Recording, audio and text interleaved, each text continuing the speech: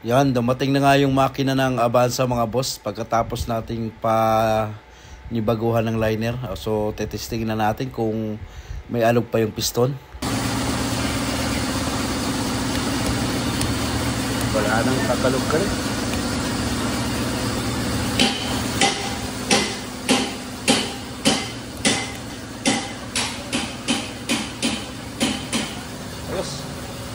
Dahil wala nang ingay yung piston, so bubuhin na natin tong makina ng Avanza mga bossing. Another BIOS, 2 insay naman ang makina nito mga boss. Pagkatapos natin gumawa ng BIOS din nakaraan na sobrang dumi na oil sludge, eto naman 2 insay. Yan, tingnan nyo naman mga boss. Yan, yun yung makina na parang hindi na kayang buhayin yung yung linis or kintab, hindi maibalik, pero pagtsatsagaan natin yung linisin mga boss ng mga ganitong BIOS na ma-oil sludge. Kagaya nung 1NR na ginawa natin na BIOS na dual BBTI. So ito na naman yung pangalawa na nalilinisin natin. So sa mga ganito mga boss, ini-schedule lang namin gawa ng siyempre mahabang oras at araw din ang gugugulin natin dito. Sa mga ganito kadumi or tigas ng mga oil sludge nyo, so 2 araw o 3 araw rin namin natatapos yung mga ganito. Tulad ng ganitong BIOS na 2 insay, so sobrang tigas na ng kanyang oil sludge. Talagang matagal na may oil sludge ito. Kaya ganun kahabang araw yung palugit para matapos linisin. So hindi basta-basta maglinis sa mga ganito mga boss. Lalo na pag matigas na yung oil sludge o makapit na.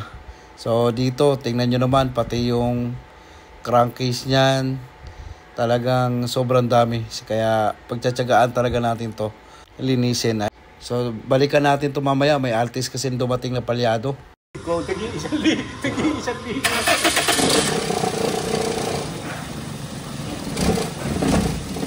Huwag mo revolusyon.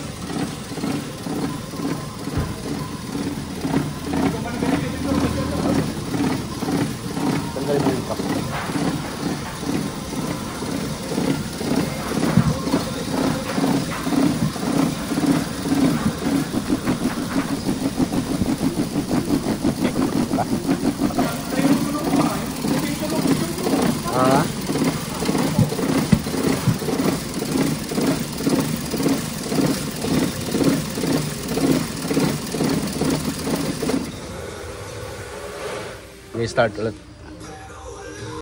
Kung mapapansin nyo, sobrang vibration nung Altis, tapos yung andar niya hihinga-hinga.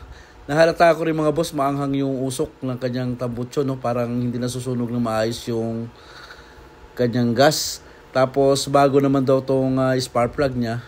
Ayan, nagte-testing pa nga tayo ng coil dyan isa-isa, so lahat okay naman. Buti na lang may nakwento si sir na simula lang daw to nung yung mga aso niya naglalaro daw sa ilalim ng sasakyan. Kaya ayan, umikot tayo sa likod. Tapos inamoy pa natin yung sunog ng tambutso. Sobrang sakit sa mata mga boss. O agad nga nating sinilip sa ilalim mga boss yung kwento ni sir na naglalaro yung aso daw niya. Ayan nga, nakita nga natin yung oxygen sensor niya. So nagkadikit-dikit yung wire. Wala nang balat mga boss yung wire. Kaya pala siya palyado. Ayan. Confirm nga mga boss na nginat-ngat ng aso niya tong wire ng oxygen sensor. Ay, aso pa? Aso pa. Grabe pagkangat-ngat na ito.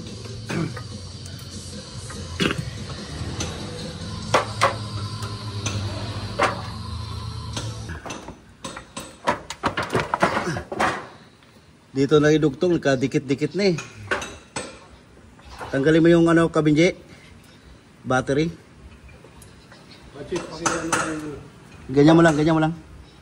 Ialalay mo lang yung ingat-ingat ng aso mga bossing.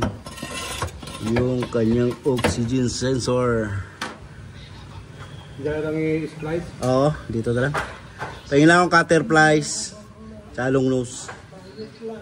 Tapos sinangin na lang natin. Yan, napagtyagaan din nating maidugtong mga boss. Tapos iayos yung mga wire ng oxygen. So papaanda rin na natin to. Pinaka-elman to ni sir. Itong adjuster kasi para magdala lang dito. Tinaasan nyo to eh. Ngayon naman i-adjust natin tong idle screw niya kasi tinaasan to ng may-ari kasi namamatayan daw siya. Tapos low power, nagbabackfire daw yung kanyang makina. So sa kagustuhan niyang madala sa shop natin, ayan, in-adjust niya ng yung idle niya. Start up. Tingnan natin kung okay na. Start.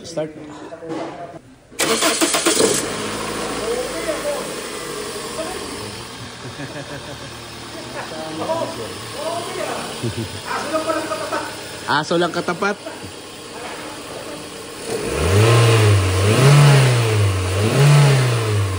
Kaya nagkaganon yun, nagkadikit-dikit yung wire ng oxygen. Saka siguro kaya nangangamoy yung gasolina, sabi ng misis mo gasolina ng panis.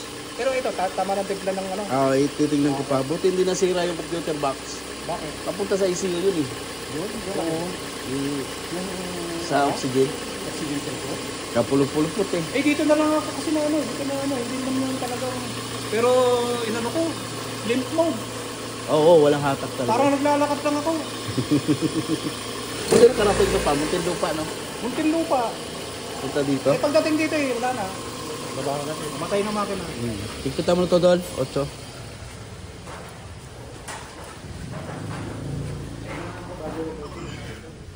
Basta, yung EBS niya dati na yan mga bossing. So, yung palya lang talagang inano natin. Yung history ng EBS nito, yung module lang may problema. So, aircon natin. Hindi. Pangalawa. Ayos. Oxygen sensor, nagkadikit-dikit yung wire. Nadali ng aso.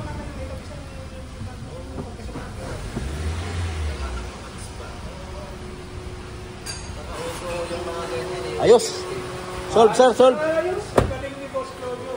Chamba ni Benji. Si Benji nakachamba nun eh. Nahikitan mo na to, Dol, adjuster. Dol, nahikitan mo. Si Benji lang sa kalam. Ito, nakahigpit na to. Okay na yan, sir. Ayos na rin yung... Parang gumagalaw baterya.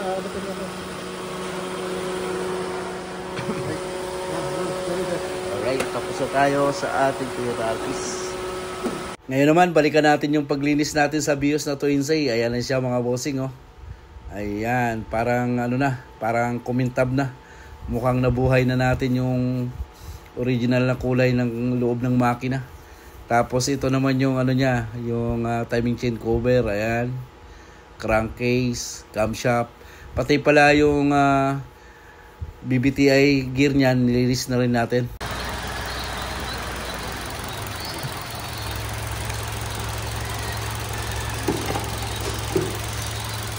Ayan, umandar na yung BIOS natin na ma-oil slugs. Tahimik na yung andar niya mga bossing. So test na lang, tapos bleeding na lang tayo ng coolant. Naka-green na palang coolant na ito, hindi na pink. Ayan. So tsaga-tsaga lang yung makinang akala natin na hindi na nabubuhay pa or na dito po sa amin na papagtyagaan po namin linisin. Sobrang tigas po ng oil slugs na ito kaya natagalan kami. Grabe. Pero tinaga lang natin linisin mga bossing. Update naman sa Avanza. Yung Avanza naman, umandar na to. Transmission filter naman tsaka yung transmission oil. So ayun mga boss, i-start na natin yung Avanza na in-overhaul, no? Dahil dun sa kanyang ingay o engine knocking. So dito ginawa natin, pinalay-nira natin ng panibago, piston ring, palit ng connecting rod bearing, main bearing. So piston ring, tapos valve set natin yung engine valve sighting. So tingnan natin yung andar ngayon mga sir.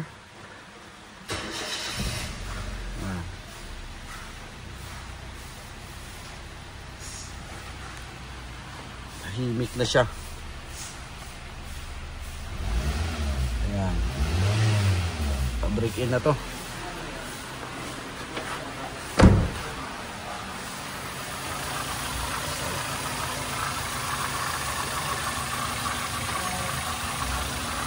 Dati lumalagatak.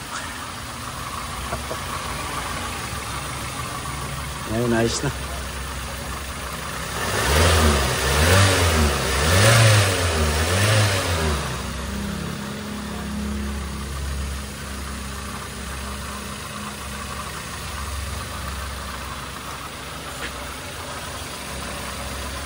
Goods na siya mga boss. Pwede na nating i-release ito.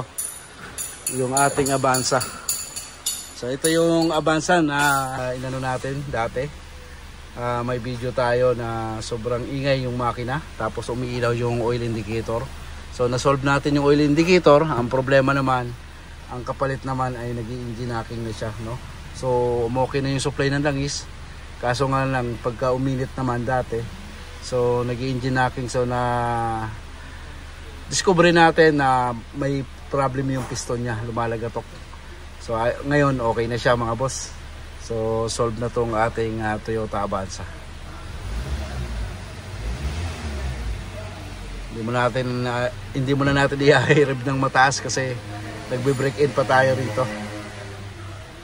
Okay mga boss.